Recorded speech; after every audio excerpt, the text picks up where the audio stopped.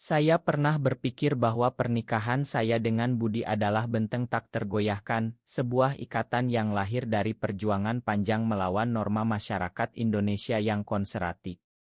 Sampai hari itu tiba, ketika hujan deras membasahi jalanan Jakarta, dan saya melihat seorang pria tunawisma meringkuk di bawah jembatan layang, mata saya tak bisa berpaling dari tapannya yang penuh keputusasaan. Saya, Arya Wijaya, miliarder yang dibesarkan di keluarga kaya raya Surabaya, memutuskan membawanya pulang, sebuah keputusan yang menghancurkan segalanya, termasuk hati saya sendiri. Hujan itu seperti amarah langit, membanjiri trotoar Monas yang biasanya ramai. Saya sedang dalam perjalanan pulang dari rapat bisnis di kawasan Sudirman, mobil mewah saya meluncur pelan di antara kemacetan. Pikiran saya penuh dengan angka-angka keuntungan dari perusahaan properti saya, tapi tiba-tiba, di pinggir jalan, ada dia. Pria itu, yang kemudian saya tahu bernama Cahyo, duduk dengan lutut ditekuk, bajunya basah kuyup, rambutnya acak-acakan. Matanya, oh Tuhan, matanya seperti lubang hitam yang menarik jiwa saya. Mengapa saya peduli, gumam saya dalam hati, tapi kaki saya sudah bergerak, meninggalkan sopir di mobil. Saya mendekat, payung saya melindunginya dari hujan. "Kamu butuh bantuan?" tanya saya pelan. Dia mengangkat wajah, kulitnya gelap karena terik matahari dan kotoran jalanan, tapi ada keindahan kasar di sana, seperti patung kayu yang belum dipoles. "Tidak, Tuan. Saya biasa begini," jawabnya dengan suara serak, tapi mata itu memohon. Dalam hati saya bergolak, kenapa saya, yang punya segalanya, merasa hampa? Budi, suami saya selama 5 tahun, selalu bilang saya terlalu sensitif terhadap penderitaan orang lain. Tapi saat itu, saya tak bisa meninggalkannya. Saya mengulurkan tangan. "Ikut saya. Setidaknya malam ini." Dan dia mengambilnya, tangan kasar yang menyentuh milik saya seperti api yang membakar. Malam itu, di rumah mewah kami di kawasan elite Kemang, saya membawa Cahyo masuk. Budi sedang menunggu di ruang tamu, dengan secangkir kopi hitam auritnya. Matanya melebar melihat pria asing itu basah dan kotor. "Arya, apa ini?" tanyanya tajam. Saya jelaskan singkat bahwa Cahyo butuh tempat berteduh sementara. Budi mengangguk, tapi saya lihat kerutan di dahinya. "Hati-hati, sayang. Jakarta penuh penipu." Cahyo mandi, saya berikan baju lama saya. Saat dia keluar, bersih dan rapi, hati saya berdegup. Dia terlihat seperti pria biasa, bukan tunawisma. Kami makan malam bersama, Cahyo bercerita tentang hidupnya, lahir di desa kecil di Jawa Tengah, kehilangan pekerjaan di pabrik karena pandemi, keluarga menolaknya karena orientasi seksualnya. "Saya gay, Tuan. Itu alasan mereka usir saya," katanya belak-belakan. Saya tersentak, tapi Budi tersenyum tipis. "Kami juga, Cahyo. Kami pasangan resmi, meski di Indonesia ini sulit." Malam berganti hari, Cahyo tinggal sementara. Saya bantu dia cari pekerjaan, tapi semakin sering kami bicara, semakin dalam saya terjerat. Pikiran saya penuh dengannya, bagaimana dia tertawa saat saya ajak jalan-jalan ke Pantai Anyer, bagaimana matanya berbinar saat cerita mimpi-mimpinya. "Saya ingin punya rumah kecil, Tuan. Bukan seperti ini, tapi cukup untuk bahagia." Kata-katanya menusuk karena saya, dengan kekayaan saya, merasa kosong. Budi mulai curiga. "Kamu terlalu dekat dengannya, Arya." Tapi saya abaikan, berpikir ini hanya belas kasihan. Sampai suatu malam, saat Budi pergi bisnis ke Bali, Cahyo dan saya duduk di teras, minum teh hangat. "Terima kasih, Tuan. Anda selamatkan hidup saya." Tangannya menyentuh lengan saya, dan detik itu, saya tahu, ini bukan kasihan, ini cinta yang terlarang. Hati saya berteriak, apa yang saya lakukan? Ini pengkhianatan. Konflik mulai muncul. Budi pulang lebih awal, melihat kami tertawa bersama. Matanya gelap. "Arya, kita bicara." Di kamar, dia marah. Kamu lihat dia seperti apa? Seperti lihat saya dulu. Saya bantah, tapi dalam hati, saya tahu dia benar. Cahyo membangkitkan sesuatu yang hilang dalam pernikahan kami, gairah, petualangan. Budi dan saya setelah bertahun-tahun jadi rutinitas. Saya cuma bantu dia, bohong saya. Tapi pikiran saya bergulat, apakah cinta sejati bisa pudar? Apakah saya egois? Malam itu, saya tak tidur, memikirkan masa lalu dengan Budi, bagaimana kami bertemu di Universitas di Yogyakarta, melawan keluarga, menikah diam-diam di luar negeri. Tapi sekarang Cahyo. Oh, Cahyo membuat saya merasa hidup lagi. Hari-hari berikutnya, ketegangan meningkat. Cahyo dapat pekerjaan sebagai buruh di salah satu proyek saya, tapi dia sering datang ke rumah. Budi mulai dingin, jarang bicara. Saya merasa bersalah, tapi tak bisa berhenti. Dalam hati, Arya, kamu punya segalanya, kenapa risikokan? Tapi hati tak mendengar. Suatu sore di pasar malam Blok M, Cahyo dan saya jalan berdua. Tuan, saya rasa saya jatuh cinta pada Anda, katanya tiba-tiba. Saya terdiam, dunia berputar. Cahyo, saya sudah menikah. Tapi mata saya bilang lain. Pulang, Budi tahu. Saya lihat kalian, teriaknya. Pertengkaran hebat, pilih dia atau aku. Hati saya hancur. Memilih. Bagaimana? Malam itu, rumah yang biasanya tenang jadi medan perang. Budi berdiri di depan saya, matanya merah karena marah dan sedih. Arya, 5 tahun kita bersama, melawan dunia. Sekarang karena pria jalanan itu kamu ragu. Suaranya pecah, dan itu menusuk lebih dalam dari pisau. Saya duduk di soa, kepala menunduk, pikiran berantakan. Bukan begitu, Budi. Saya cuma bantu dia. Bohong besar, dan dia tahu. Cahyo yang mendengar dari kamar tamu keluar pelan. Ma, Tuan. Saya pergi saja. Tapi saya pegang lengannya. Tidak. Kata itu keluar tanpa pikir, dan Budi tersentak. Lihat. Kamu pilih dia. Dia keluar rumah, membanting pintu. Saya ditinggal sendirian dengan Cahyo, tapi hati saya terbelah. Pagi berikutnya, Budi tak pulang. Saya cari ke kantornya di Tamrin, tapi dia cuti. Pikiran saya penuh penyesalan, kenapa saya biarkan ini terjadi. Cahyo coba hibur saya. Tuan, ini salah saya. Saya yang tak punya tempat. Kami duduk di dapur, minum kopi tubruk khas Jawa. Bukan salahmu, Cahyo. Saya yang lemah. Dia pegang tangan saya dan lagi api itu menyala. Tapi sekarang dengan Budi pergi, rasanya seperti pengkhianatan ganda. Saya cerita tentang Budi, bagaimana dia dukung saya saat ayah saya tolak karena saya gay, bagaimana kami bangun bisnis bersama. Dia bagian dari saya, gumam saya. Cahyo mengangguk. Maka kembalikan dia, Tuan. Tapi hati saya berbisik, apakah saya masih cinta Budi atau hanya terbiasa? Hari-hari tanpa Budi seperti neraka. Saya urus bisnis, tapi konsentrasi hilang. Di malam hari, Cahyo dan saya bicara panjang. Dia cerita masa kecilnya di desa Magelang, dekat Borobudur, bagaimana dia diusir karena mencintai pria. Saya jalani hidup sendirian, Tuan. Tapi bertemu Anda. Seperti mimpi.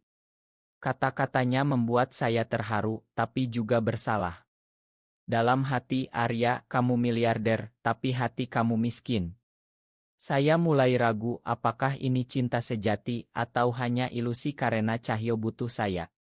Sementara itu, teman-teman mulai gosip. Di klub gol di Bogor, seorang rekan bisnis bisik, dengar-dengar Budi tinggal rumah. Saya diam tapi amarah mendidih. Masyarakat Indonesia, dengan norma agama dan keluarga, tak pernah benar-benar terima kami. Akhirnya, Budi hubungi saya. Kami bertemu di Kai di Menteng. Matanya lelah. Arya, saya tahu kamu cinta dia. Saya bantah, tapi dia tunjuk bukti pesan-pesan saya ke Cahyo yang dia baca diam-diam, pengkhianatan. Kamu mata-matai saya, teriak saya. Karena saya takut kehilanganmu, jawabnya. Pertengkaran lagi, tapi kali ini air mata mengalir. Pilih Arya. Dia atau aku. Saya terdiam, dunia gelap. Memilih berarti menyakiti satu. Dalam hati bergolak, Budi adalah masa lalu stabil, Cahyo adalah api baru. Saya pulang, Cahyo menunggu. Apa katanya, tanyanya lembut. Saya peluk dia, tapi pikiran ini salah.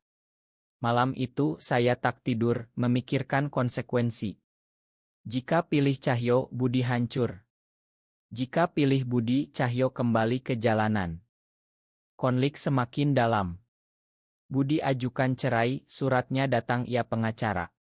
Hati saya remuk. Kenapa begini, gumam saya sendirian di kamar. Cahyo coba dukung, tapi saya marah padanya. Ini karena kamu, teriak saya. Dia terluka, matanya basah. Ma, Tuan. Saya pergi. Tapi saya tarik dia kembali. Jangan. Kami duduk bicara hati ke hati. Cahyo akui, saya cinta Anda, tapi tak mau hancurkan rumah tangga. Kata-katanya membuat saya sadar, ini bukan tentang memilih, tapi tentang siapa saya sebenarnya. Di Indonesia, di mana masih perjuangan cinta kami rumit. Saya mulai introspeksi, apakah pernikahan saya dengan Budi karena cinta atau karena aman. Suatu hari, di tengah hujan lagi, saya pergi ke tempat pertama bertemu Cahyo. Duduk di sana, basah, memikirkan hidup. Tuhan beri petunjuk, doa saya diam-diam, pikiran penuh memori, Budi dan saya di pantai Bali, Cahyo dan saya di pasar malam. Keduanya bagian dari saya. Tapi konflik internal semakin kuat, saya merasa seperti pengkhianat, egois.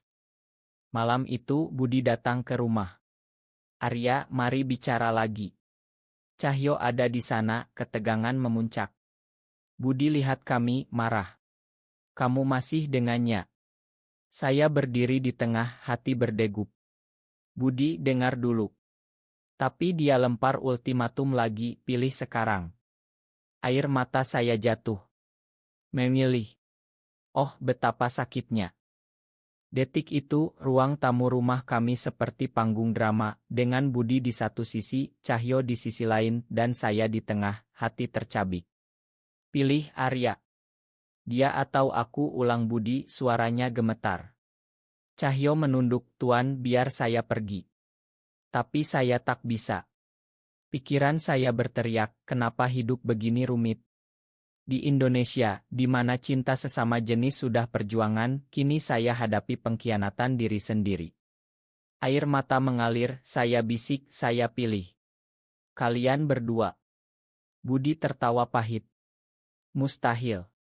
Dia pergi lagi, meninggalkan saya dengan Cahyo, tapi rasa bersalah seperti racun. Hari-hari berikutnya, emosi semakin membara. Saya coba hubungi Budi, tapi dia blokir nomor saya. Pikiran penuh penyesalan, Arya, kamu hancurkan segalanya karena ego. Cahyo tinggal, tapi hubungan kami tegang. Tuan, ini tak benar, katanya suatu malam di balkon, angin Jakarta menyapu wajah kami. Saya akui, saya cinta kamu, Cahyo. Tapi Budi. Dia jiwa saya. Dia peluk saya, tapi dalam hati, saya tahu ini sementara. Konflik internal memuncak, apakah cinta bisa dibagi? Di masyarakat yang menilai, saya merasa seperti monster. Saya mulai cari solusi. Pergi ke psikolog di Senayan, cerita semuanya. Anda dalam poliamori, tanyanya. Saya geleng. Bukan. Saya bingung. Pulang, saya temui Cahyo. Mari kita akhiri. Tapi dia menangis. Jangan, Tuan. Anda beri saya harapan. Hati saya hancur lagi. Malam itu, mimpi buruk, Budi jatuh dari tebing, Cahyo hilang di jalanan. Bangun berkeringat, saya sadar, saya harus pilih. Tapi mana yang benar? Tiba-tiba pengkhianatan terungkap. Saya cek email bisnis, temukan pesan dari Budi ke kompetitor saya, bocorkan rahasia perusahaan. Kenapa Budi, gumam saya shocked. Ini balas dendam. Saya konfrontasi dia di apartemennya di Kuningan. Kamu khianati saya, teriak saya. Dia menangis. Karena kamu khianati dulu. Kami bertengkar hebat, tapi akhirnya pelukan. Saya masih cinta kamu, Arya. Kata itu membangkitkan memori lama. Tapi Cahyo. Hati terbelah 3 kali lipat. Emosi semakin dalam. Saya duduk sendirian di masjid dekat rumah, meski bukan orang religius, mencari kedamaian. Tuhan, mengapa cinta begini sakit? Doa saya. Pikiran penuh, Budi adalah stabilitas, Cahyo adalah gairah. Di Indonesia, dengan undang-undang yang ambigu terhadap risiko besar. Saya putuskan bicara bertiga. Undang mereka ke rumah makan di Bandung, perjalanan panjang untuk renungkan. Di sana, di udara sejuk, kami duduk. Saya cinta kalian berdua, kata saya. Budi marah, Cahyo sedih. Konflik meledak, Budi tuduh Cahyo oportunis, Cahyo bilang Budi posesi. Saya diam, hati berantakan. Pulang, keputusan mendekat. Malam itu, Cahyo bilang, Tuan, saya pergi ke desa. Tak mau jadi penghancur. Air matanya jatuh, dan saya peluk dia erat. Jangan. Tapi dalam hati, mungkin ini jalan. Budi hubungi lagi, Arya, mari mulai ulang. Pilihan semakin berat, emosi seperti badai. Saya tak tidur berhari-hari, memikirkan masa depan. Akhirnya, saya pilih. Tapi belum saatnya ungkap. Konflik internal, apakah memilih berarti bahagia? Badai emosi semakin ganas, menyapu jiwa saya seperti angin topan di pantai selatan Jawa. Setelah pertemuan di Bandung, Budi dan Cahyo sama-sama menjauh, meninggalkan saya dalam kesunyian rumah besar yang terasa seperti penjara. Pikiran saya tak henti bergulat, Arya, kamu yang mulai ini, sekarang tanggung akibatnya. Setiap malam, saya duduk di teras, memandang lampu kota Jakarta yang berkelip, tapi mata hati saya gelap. Cahyo pergi ke desa, Budi pindah ke hotel. Saya sendirian dengan penyesalan yang menggerogoti seperti ulat. Pengkhianatan Budi masih menyakitkan. Saya perbaiki kerusakan bisnis, tapi hati tak bisa diperbaiki begitu saja. Kenapa kamu lakukan itu? Tanya saya dalam pesan yang tak dibalas. Dalam hati, apakah cinta bisa bertahan setelah luka? Saya mulai renungkan perjalanan kami, dari mahasiswa di Jogja, hingga miliarder bersama. Tapi sekarang Cahyo. Oh Cahyo, bayangannya menghantui.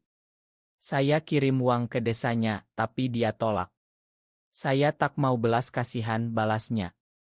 Kata itu menusuk, membuat emosi meluap. Saya menangis sendirian pertama kali setelah bertahun-tahun. Suatu hari, krisis datang. Berita bocor, miliarder Arya Wijaya terlibat skandal. Gosip dari teman bisnis, mungkin Budi yang marah. Media sosial ramai dengan komentar kebencian. Di Indonesia, ini bahaya. Keluarga saya hubungi, Arya, hentikan. Ayah, yang dulu tolak saya, sekarang khawatir bisnis. Hati saya remuk, apakah ini akhir? Pikiran berputar, kehilangan segalanya karena cinta. Cahyo hubungi, Tuan, saya dengar. Ma. Suaranya lemah, dan saya ingin peluk dia. Budi juga, ini karena kita. Emosi campur aduk, seperti lagu Gunung Merapi. Saya putuskan temui Cahyo di desanya. Naik mobil ke Magelang, jalan berliku, hati berdegup. Sampai di rumah sederhana, dia sedang kerja di sawah. Tuan. Matanya terbelalak. Kami bicara di bawah pohon mangga. Saya rindu kamu, akui saya. Dia menangis. Tapi Budi. Saya jelaskan konflik dalam. Saya tak bisa pilih. Tapi di sana, di alam pedesaan, emosi semakin dalam. Cahyo cerita penderitanya, diusir, hidup jalanan, tapi sekarang dengan saya, dia temukan harapan. Anda ubah hidup saya, Tuan. Pelukan itu penuh air mata, membuat saya sadar, cinta ini nyata, tapi mahal harganya. Pulang, Budi tunggu di rumah. Arya, saya makan pengkhianatanmu jika kamu pilih saya. Tapi matanya penuh dendam. Pertengkaran lagi, kamu juga khianati bisnis, teriak saya. Dia akui karena sakit hati. Kami menangis bersama, memori lama muncul. Ingat pernikahan kita di Singapura, katanya. Ya, ingat. Tapi sekarang hati saya condong. Emosi memuncak, saya rasakan cinta lama pudar, diganti yang baru. Budi, Ma. Kata itu keluar, dan dia hancur. Kamu pilih dia. Saya angguk, air mata mengalir. Dia pergi, tapi kali ini seperti selamat tinggal abadi. Kini dengan pilihan itu, emosi seperti tsunami. Saya hubungi Cahyo, kembalilah. Tapi dia ragu, Tuan, ini akan hancurkan Anda. Pikiran saya, apakah benar? Di malam hujan, saya renungkan, hidup ini tentang keberanian mencinta, meski di Indonesia yang keras. Tsunami emosi semakin menghancurkan, menyapu sisa-sisa ketenangan jiwa saya seperti ombak ganas di Samudra Hindia. Setelah Budi pergi untuk selamanya, rumah terasa hampa, eco suaranya masih bergaung di dinding. Pikiran saya tak henti menyalahkan diri, Arya, kamu pilih Cahyo, tapi apa harga yang dibayar? Bisnis goyah karena skandal, saham turun, teman menjauh. Di Indonesia, di mana toleransi masih tipis, saya jadi target. Komentar online seperti panah, haram. Hancurkan bisnisnya. Hati saya berdarah, tapi tekad kuat. Cahyo kembali, tapi dengan beban. Tuan, saya tak layak. Kami duduk di ruang tamu, tangan bergandengan. Saya cerita penderitaan, kehilangan Budi, seperti kehilangan bagian diri. Dia bagian masa lalu saya. Cahyo menangis. Ma, saya penyebab. Tapi saya peluk dia, tidak, ini takdir. Emosi meluap, seperti sungai Citarum yang banjir. Malam-malam kami bicara, membangun mimpi baru.